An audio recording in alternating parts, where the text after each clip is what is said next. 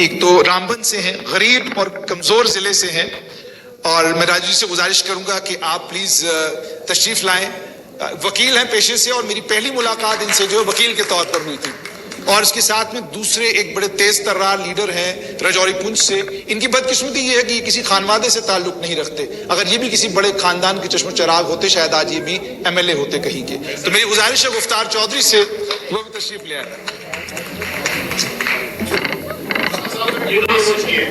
یہ بالکل last session ہے، اور اس کے بعد آپ کو تھوڑی دیر اور اپنی بھوک کو روک کے رکھنا ہے، اور اس کے بعد انشاءاللہ ہم لوگ کھانا کھائیں گے.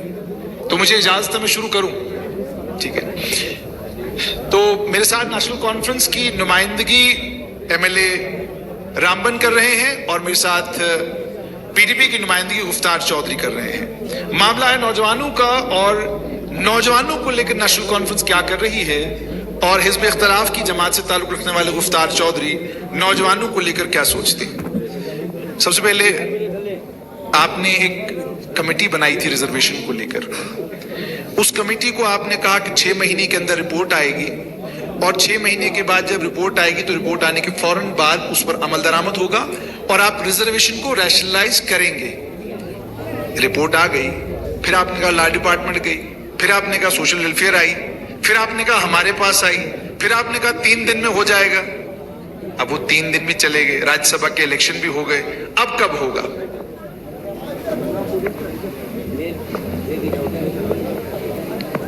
سب سے پہلے تو آپ کا شکریہ، اور ٹیم ہلا بول کا شکریہ، جو اس دور میں بھی جموں کشمیر میں جہاں سب کچھ کہتے ہیں کہ کھلی آواز ہے، کھلی فضا ہے، اور اس قسم کا پلیٹ فارم مجھے لگتا ہے بڑے چند جو ہاؤسز ہیں وہ کرا پا رہے ہیں. تو ہلا بول کی ٹیم کو میں پہلے مبارکباد پیش کرتا ہوں کہ کوئی تو ہے جو ہلا بولنے کے لیے تیار ہے، خاص کر جموں کشمیر کی. جہاں تک نوجوانوں کی بات کی جنید صاحب آپ نے کی، کیا واقعی جموں کشمیر کا نوجوان پریشان ہے، اور خاص کر جنرل کم کیٹیگری کا بنا. سال 2019 آیا، پریشان اتنا زیادہ ہے کہ سب سے زیادہ کنوارے جو ہیں وہ جموں کشمیر میں ہیں. گوارے بھی ہیں اور مجھے لگتا ہے پریشان بھی ہیں. لیکن پریشانی کی جو دوا کھلائی گئی تھی ان کو، جو ان کو اس وقت وہ گولی دی گئی تھی کہ 2005 اگست کے بعد کہ جناب اب تو سب کچھ یہاں بدل جائے گا، آپ بنگلور بن جائے گا، جموں بنگلور بن جائے گا، سری نگر جو ہے ہمارا چندی گڑھ ہو جائے گا، اسمارٹ سٹیز ہو جائیں گی. لیکن اس میں سب سے زیادہ اگر کسی کا نقصان ہوا تو وہ نوجوانوں کا ہوا. اور میں تو مبارکباد پیش کرتا ہوں سپریم کورٹ کو، جن کی بدولت کم از کم یہ ادھوری ہی صحیح ایک گورنمنٹ، پاپولر گورنمنٹ آئی، جن کو بی جے پی کو کبھی خواب و خیال ہی نہیں تھا کہ یہ نیشنل کانفرنس یا یہاں کے لوگ جو ہے اس قسم کا مینڈیٹ جو ہے وہ نیشنل کانفرنس کو دے دیں گے. تو انہوں نے تو کہا تھا یہ تو معاملہ ہی ختم ہو چکا ہے. اب ہم نے کیونکہ اس قسم کی یہاں پر پالیسی اور چالیں چلی ہیں کہ پورا کشمیر کا جو ہے مینڈیٹ ہم نے فریکچر کر دیا، اور ہم آسانی سے یہاں پر اب ڈائریکٹ رول کلیئر کریں گے، جو دلی کی تمنا رہی ہے. میں سوال پر آؤں گا کیونکہ تھوڑا سا پس منظر میں جانا بڑا ضروری ہے. اور نیشنل کانفرنس کے ساتھ جو ہے ہمیشہ دلی کی تکلیف رہی ہے، خاص کر رائٹ ونگ کی، ہندو مہاسبھا کی اور سنگھ پریوار کی. آپ پوچھیں گے کیوں؟ تو اس بیک گراؤنڈ میں آپ کو جانا پڑے گا ٹو نیشن تھیوری پہ سر، کہ واحد ایک ایسی جماعت تھی برے صغیر میں جب یہاں کا پارٹیشن ہوا ٹو نیشن تھیوری پر، دو جماعتوں نے سپورٹ کیا، ہندو مہاسبھا نے اور مسلم کانفرنس نے، مسلم لیگ نے. اور اگر اس ٹو نیشن تھیوری کو کوئی صحیح معنوں میں کسی نے لتاڑا، کسی نے خارج کیا اس پورے برے صغیر میں، تو وہ تھی نیشنل کانفرنس اور مرحوم شیخ محمد عبداللہ صاحب، جو چاہتے تو کہیں بھی جا سکتے تھے ایز پر ان کے. وہ آج تک درد ان کو ہے، دلی کو آج تک درد ہے، مہاسبھا، ہندو مہاسبھا کو آج تک درد ہے، سنگھ کو آج تک درد ہے کہ یہ وہاں کیوں نہیں گئے.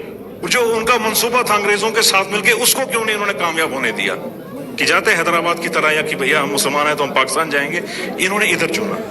وہ دل میں جو ٹیس ہے وہ آج تک اس کو، یہاں کے آئیڈینٹی کو، یہاں کی شناخت کو، یہاں کے نوجوانوں کو جو رہی ہے کسی نہ کسی طریقے سے ان کو دبانے کے لیے ہے.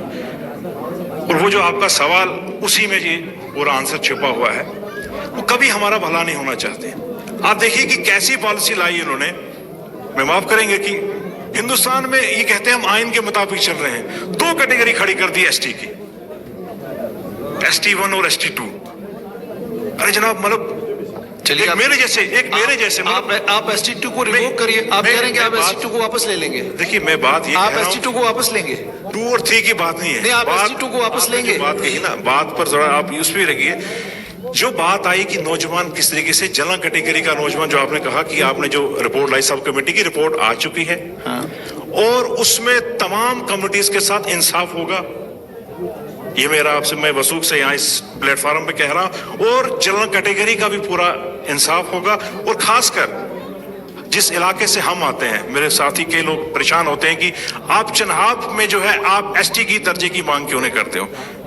بدقسمتی سے میں وکیل ہوں، اور وکیل جو ہے میں قانون پڑھا ہے ہم وہی بات کہیں گے جو قانونی ٹچ سٹون پر کھری اترتی ہے اور جو دوسروں کے لیے ساتھ ہوئے. ہم کسی کے ساتھ ناانصافی نہیں کرتے. ایک آپ مجھے بتائیے، میں ایک اپر کاسٹ سے بلانگ کرتا ہوں، ٹھیک ٹھاک ریسورسز تھے، میں کیسے بن جاؤں گا ST تو وہ ہوتا تھا جو جس میں کریکٹر ہے، اس میں اینتھروپولوجی کا آپ اسٹڈی کریں گے، شائنس ہونی چاہیے تھی، جو مین سٹریم جو سوسائٹی سے سویلائزیشن سے وہ دور تھا، اس کو بینیفٹ ملنا چاہیے. کہ ایک اچھے خاصے ساہوکار کو، اچھے خاصے بزنس مین کو، پھر آپ نے کنسپٹ ہی ختم کر دیا. آپ نے قانون کی دھجیاں اڑا دی صرف پولیٹیکل مائلیج لینے کی. لیکن میں تمام پیر پنچال کو مبارکباد دیتا ہوں کہ انہیں ان کے منصوبے کو جو ہے وہ لات ماری اور وہ دکھا دیا کہ ہم جو ہے، آپ چاہے کوئی بھی لالی پاپ دیں ہمیں، کیونکہ لالی پاپ جو دینے کا یہ سسٹم جو شروع کیا دلی نے، یہ اس لالی پاپ کو انہوں نے نکارا اور ایک جواب دیا.